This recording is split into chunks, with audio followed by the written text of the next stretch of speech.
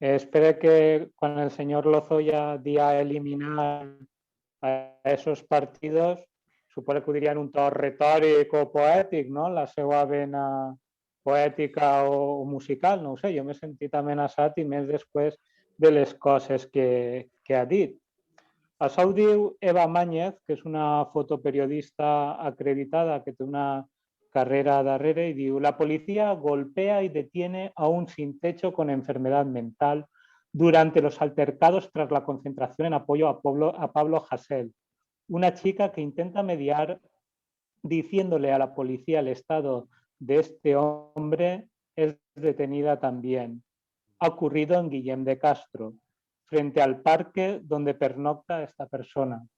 Això, senyors i senyores, és el que diu Joan Ribó, que això n'hi haurà que investigar-ho si està passant aquestes coses. I si n'hi ha abusos de policia, n'hi ha que denunciar-ho. Jo vull que unes forces de seguretat modernes, eficaces, però que treballen bé, que facin la seva feina, no que apallissen els que van manifestant-se.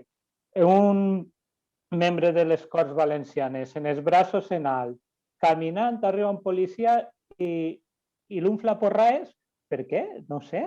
No estava en una actitud amenaçant ni molt menys.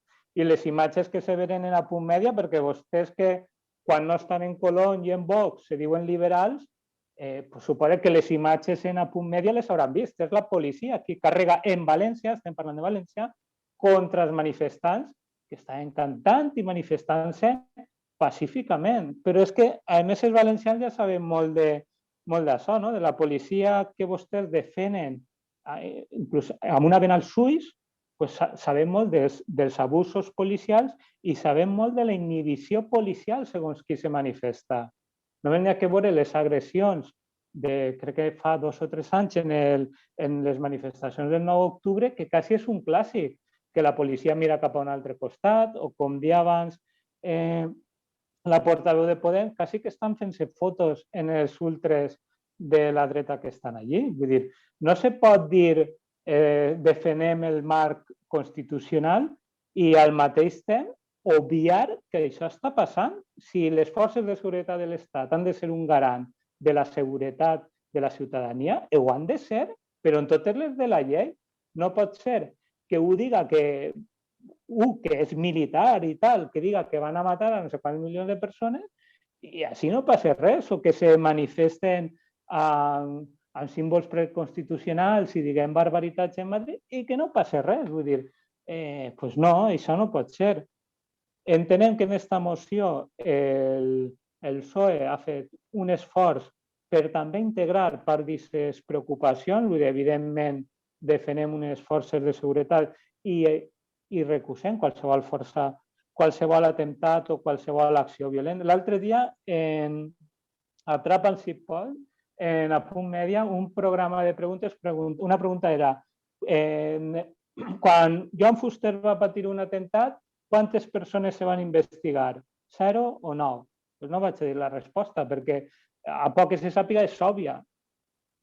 Perquè, lamentablement, hi ha un sector de la judicatura que vostè, senyor Lozoya, defèn totalment, que és que se va inhibir, no va fer res. Igual que hi ha un sector de policia que a vegades estan infiltrats, a vegades provoquen, però no és un sector de policia, és que segurament hi ha un comandament de policia que veuen això bé.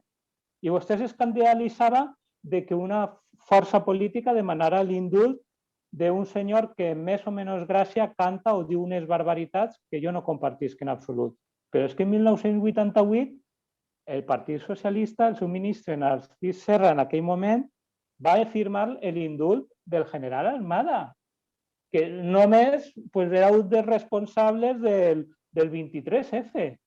Pues això tampoc, no sé com ho mediran vostès, però tampoc pareix una cosa molt normal en un estat ple de democràcia i que ha fet una transició exemplar, no? Per tant, nosaltres anem a votar a favor d'esta moció. Ens hauria agradat que hagués hagut una declaració institucional que incloguera clarament aquesta defensa del dret d'opinar, que defensara també unes forces de seguretat eficaces, sí, però treballant bé i, bueno, pues, però també és cert que la referència insistiva, maniàtica, en alguns casos, al marc legal, els marcs legals han canviat. Fa 100 anys teníem una altra Constitució o un altre dret. Per tant, les lleis estan per adaptar-se. Ara no té sentit pues que la llei Mordassa encara estigui damunt la taula, perquè a més això és la que serveix per a tancar algunes persones que en altres països no se contempla ni tan sols aquest tipus de delicte. Per tant, n'hi ha una llei que se pot millorar, doncs millorem-la i per ahí també s'entra a fer aquestes coses. Moltes gràcies.